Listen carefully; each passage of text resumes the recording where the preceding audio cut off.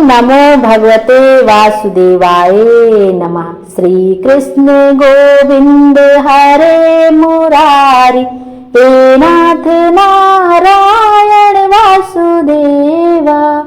ओम गोविंदाय नमः।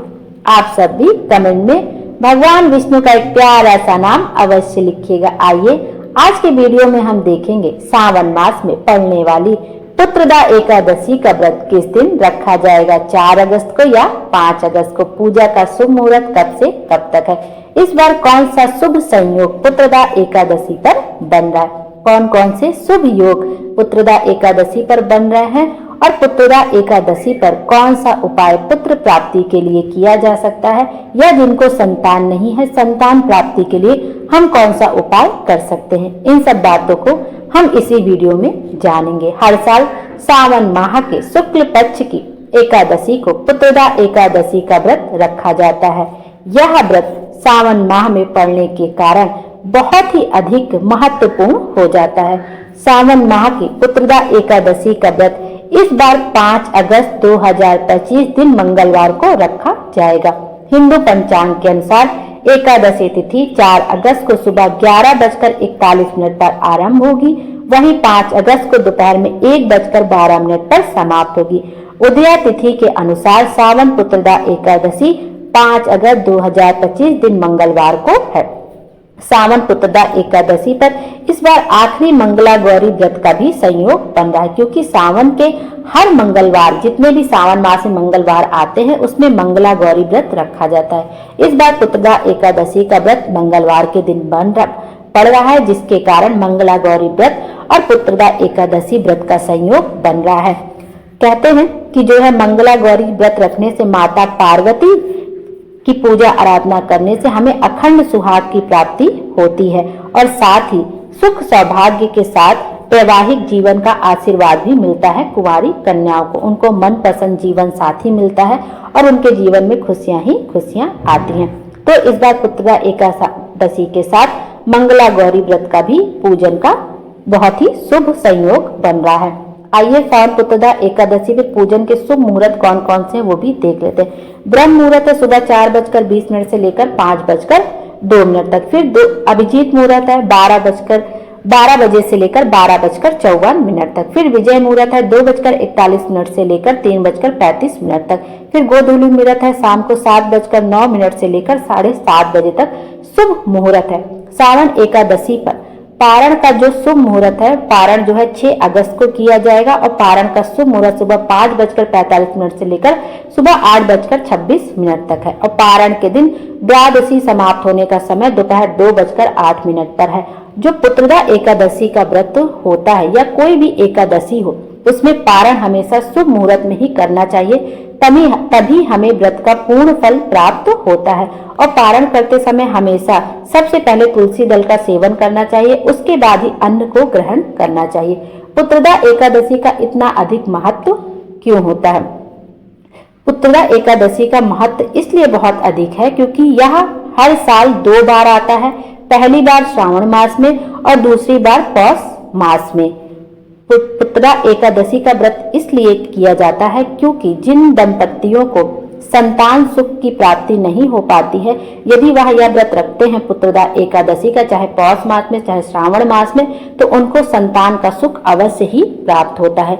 यह एकादशी को संतान की वृद्धि करने वाली एकादशी कहा जाता है, इसलिए पुत्रदा एकादशी का बहुत ही अधिक महत्व होता है संतान प्राप्ति के लिए।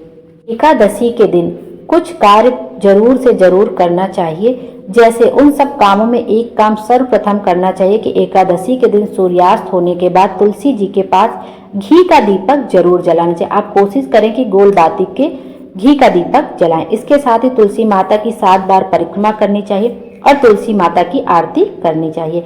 ऐसा करने से व्यक्ति के जीवन में शुभता बनी रहती है और घर परिवार में सकारात्मक ऊर्जा का संचार होता है। और तुलसी माता का विधि विधान से पूजन अवश्य करना चाहिए। और जब आप अगले दिन पारण करें एकादशी का, तो तुलसी माता को जल जरूर समर्पित करें, उनको घी का दीपक जरूर जलाएं, उनको भी कुछ मीठे का भोग अवश्य लगाएं, क्योंकि एकादशी के कुछ नियम होते हैं, उन नियमों का जरूर से जरूर पालन करना चाहिए। सबसे पहला नियम होता है कि तुलसी माता को उस दिन जल समर्पित नहीं करना चाहिए जिस दिन हम एकादशी का व्रत रखते हैं, क्योंकि यदि हम तुलसी माता को जल समर्पित कर देते तो उनका व्रत खंडित हो जाता है, क्योंकि उन्होंने भी निर्जला व्रत रखा होता है एकादशी का। तो जब आप पारण करें तो तुलसी माता को भी जरूर जल समर्पित कराएं, उनको भी भोग जरूर अर्पित करें।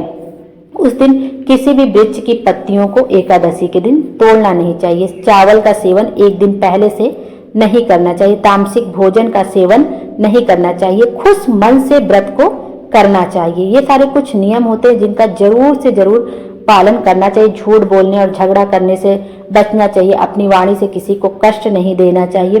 क्रोध नहीं करना चाहिए। बहुत खुशी दिल से व्रत रखना चाहिए और तुलसी माता के पत्ते को भूल से भी नहीं तोड़ना चाहिए। और कहा जाता है कि काले कपड़े ना पहने और साधारण नमक उस दिन नहीं खाना चाहिए। उसकी जगह आपको सेंधा नमक का उपयोग करना चाहिए। घर को साफ सुथरा रख के, पूजा स्थान को साफ स्वच्छ रख के ही हमें विधि विधान से पूजा करनी चाहिए। बुरी संगति और बुरी आदतों से दूर रहना चाहिए। ये सब हमको एकादशी के दिन ही नहीं, हमेशा करना चाहिए कि हमें बुरी आदतों से दूर रहना चाहिए, गलत संगतों में नहीं पड़ना चाहिए। जो मेन वो है कि हमें पूरे खुशी दिल के साथ व्रत करना चाहिए। एक दिन पहले चावल का सेवन नहीं करना चाहिए। तामसिक भोजन का सेवन नहीं करना चाहिए। तुलसी माता के पत्तों को नहीं तोड़ना चाहिए। किसी वृक्ष की पत्ती को नुकसान नहीं पहुंचाना चाहिए। आप भी जैसे भगवान विष्णु को हम पीले फूल समर्पित करते हैं तो आप एक दिन पहले तोड़ के रख लीजिए। भगवान विष्णु को कोई भोग लगाते हैं तो उसमें तुलसी दल रखना अनिवार्य होता है। बिना तुलसी दल के उनको भोग पूर्ण नहीं माना जाता, वो भोग नहीं ग्रहण करते हैं। तो तुलसी दल जो आपके वृक्ष के आसपास टूटी हो, पेड़ के आसपास, उसको आप भी ला के रख सकते हैं या एक दिन पहले ही तुलसी पत्र को तोड़ के रख लें। लेकिन एकादशी के दिन तुलसी के पत्र को नहीं तोड़ना चाहिए। इस बार पुत्रदा एकादशी पर बहुत सारे शुभ योग भी बन रहे हैं, जैसे रवि योग का संयोग बन रहा है। रवि योग का संयोग बनने से कहते हैं कि रवि योग का संयोग भी बन रहा है और मंगला गौरी का व्रत करने से अखंड सौभाग्य के साथ वैवाहिक जीवन में सुख भी प्राप्त होगा। तो इस बार रवि संयोग बन रहा है और भद्रावास योग का भी संयोग बन रहा है पुत्रदा एकादशी पर। आइए अब देख लेते हैं पुत्रदा एकादशी की छोटी सी कथा। पुत्रदा एकादशी का व्रत करने से निसंतान दंपतियों को संतान का सुख मिलता है। जिन लोगों को संतान पहले से है वो यशस्वी और तेजवान बनती है। इस व्रत से संबंधित एक पौराणिक कथा भी है। आइए अब उसका श्रवण कहते हैं। पौराणिक कथा के अनुसार किसी समय में महेशमती राज्य के राजा महिजित राज करते थे, मगर उनको कोई संतान नहीं होने से वह अपने राज्य को लेकर चिंतित रहते थे। इसका उपाय जानने के लिए उन्होंने ब्राह्मणों की एक बैठक बुलाई। तब उन्हें लोमस ऋषि ने इस समस्या के लिए सावन शुक्ल पक्ष की एकादशी को व्रत रखने का सुझाव दिया। इसके प्रभाव से राजा महिजित को संतान की प्राप्ति हुई। तब से ही संतान प्राप्ति की इच्छा रखने वाले निसंतान दंपति पुत्रदा एकादशी की तिथि पर व्रत करने लगे। किसी भी एकादशी की तिथि पर व्रत करने से व्यक्ति धरती पर समस्त सुखों को भोग कर अंत में मोक्ष को प्राप्त करता है। बोलो भी भगवान विष्णु की जय। आइए अब पुत्रदा एकादशी पर उपाय देख लेते हैं पुत्र प्राप्ति का। जिस नारी को संतान नहीं हो रही या बहुत दिनों से उन्हें संतान नहीं हो रही, जैसे शादी को 20 साल हो गए, 15 साल हो गए हैं, 25 साल हो, लेकिन उनको संतान सुख की प्राप्ति नहीं हो रही, पुत्री है, उनको पुत्र की कामना है, या पुत्र है तो पुत्री की भी बहुत लोग को कामना होती है। लेकिन एक बात का ध्यान रखना चाहिए, संतान होना ही बहुत बड़ी बात है, पुत्र हो या पुत्री हो। बाकी अपनी अपनी इच्छा भी होती है कि किसी को पुत्र रहता है पुत्री चाहिए होती है, पुत्री रहता है तो पुत्र चाहिए होता है। तो आप यह उपाय करके देखिए। जिनको संतान नहीं उनको यह उपाय एक बार जरूर से जरूर करना चाहिए। यदि भगवान ने पुत्र या पुत्री जो भी दिया उसको खुशी खुशी स्वीकार करना चाहिए। आइए उपाय देख लेते हैं कि जिनको संतान नहीं उनको यह उपाय कैसे करना है और भगवान की कृपा से, भगवान भोलेनाथ की कृपा से उन्हें संतान की प्राप्ति जरूर से जरूर होगी। आपको यह उपाय करना है शंकर जी के मंदिर में जाकर उनका पूजन करके फिर यह उपाय आपको करना है। एक कटोरी में आपको थोड़ा सा घी लेना है और एक कटोरी में खीर लेनी है। आप साबूदाने खीर, मखाने की खीर, जो भी आपको लेनी है आप ले लीजिए। फिर आपको दोनों चीज लेकर शिवालय जाना है। एक कटोरी में घी, खीर शिवलिंग के सामने रख देना है और एक थाली में आपको एक घी का दीपक बना लेना है और 2 बेलपत्र रख लेनी है। भांग है, धतूरा है, मतलब भांग, धतूरा, धूप, अक्षत, मूंग के दाने, जो जो चीज आपको भगवान शिवलिंग की पूजा करनी हो, जो जो भगवान शंकर को आपको समर्पित करना हो, चढ़ाना हो, वो सब आप साथ में लेके जाइए। 1 लोटा जल के बजाय 2 लोटा जल लेके जाइए। सावन का महीना चल रहा है और भगवान शंकर को 2 लोटा जल जरूर समर्पित करना चाहिए। तो ये सारी चीजें लेके जाइए। सबसे पहले जो आपने एक कटोरी में घी और एक कटोरी में खीर लिया, उसको शिवलिंग के सामने रख दीजिए, भगवान को ऐसे भोग लगा के। और उसके बाद जो आप एक घी का दीपक ले गए हैं, आप उसको मंदिर की चौखट पर जला दीजिए।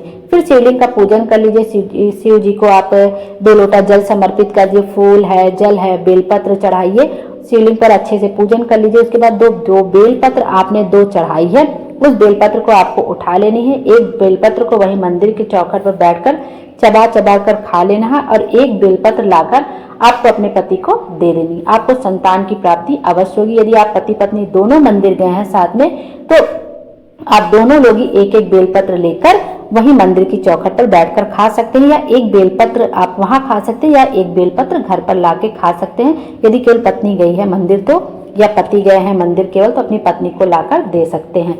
तो इस तरह से आप यह उपाय करके देखिए, आपको संतान की प्राप्ति जरूर से जरूर होगी। भोले बाबा हम सब की मनोकामना पूर्ण करें, हमारे जीवन को खुशियों से भर दें। Thank you.